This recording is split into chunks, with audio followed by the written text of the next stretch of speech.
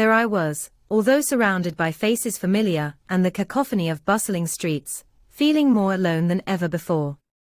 That morning, I had glimpsed my ghostly reflection in the mirror, a stranger staring back with hollow eyes shadowed by doubt.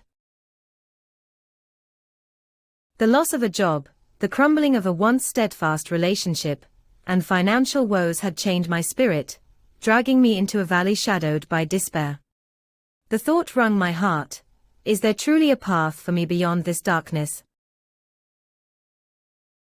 I plodded through the day until, by pure chance, or perhaps divine orchestration, my eyes fell upon a verse that had been maintained in my family through generations, sewn delicately into the fabric of my grandmother's quilt.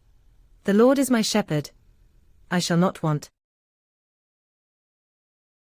In that moment, it was as if a warm hand reached through time and distance to squeeze my soul gently. My mind wandered into the embrace of ancient fields, where a humble shepherd, dutiful and vigilant, watched over his flock. My breath caught in my throat. Could the Lord be a shepherd to someone as lost and fragile as me? As days crawled by, I dived deeper into the words of that psalm, absorbing them in quiet moments of reflection. An awakening began to unfurl within me, a reluctant seed breaking through the frost. The potent simplicity of, "He makes me lie down in green pastures," whispered promises of rest and peace. I longed to feel the gentle bend of verdant grass beneath me, to drink deeply from still waters that spoke of renewal not only to the thirsty lips, but to my despairing spirit. The journey was a ragged climb from that pit of doubt, teetering on the edge of an abyss that threatened to devour. Yet, I found an unexpected ally in those biblical words.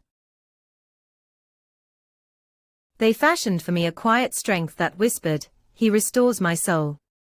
My heart clenched around the possibility, could restoration truly be meant for all, no matter how lost or far astray? I began to step forward, one tentative foot in front of the other. With every advancement, I shed old griefs, obligations that had cruelly bound me. I pursued new opportunities with a resolute spirit, rediscovering my purpose in forgotten passions. The valley still loomed, shadows occasionally clawing at my resolve, but I pressed on, mapping my path with each word I clutched like a lifeline.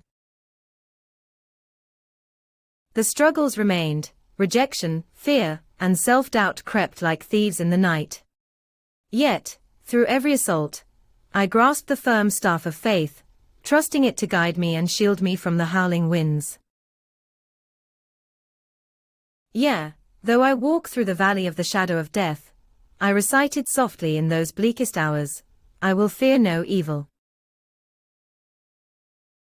Weeks stretched into months, and slowly, deliberately, my life began to mend, piece by hopeful piece.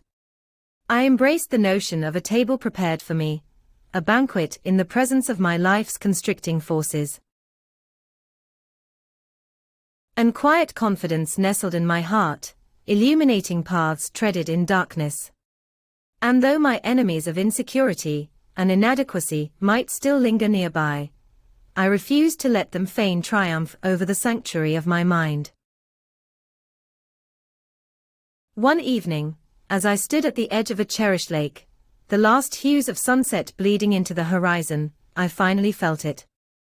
A serenity washed over me that had eluded my grasp for too long. I was overwhelmed with an understanding and gratitude that transcended mere happiness. Surely goodness and mercy shall follow me all the days of my life, I murmured to the quiet womb of dusk. In that moment, I comprehended the profound gift of faith, a shepherd's unwavering watch over his flock, the tender assurance of care through life's unyielding storms. As I turned away from the shore, a smile, genuine and warm, lit my face. For I had discovered not only God as my shepherd, but myself as a resilient traveler in this world. And yonder lay an unraveled road, inviting and bright with promise.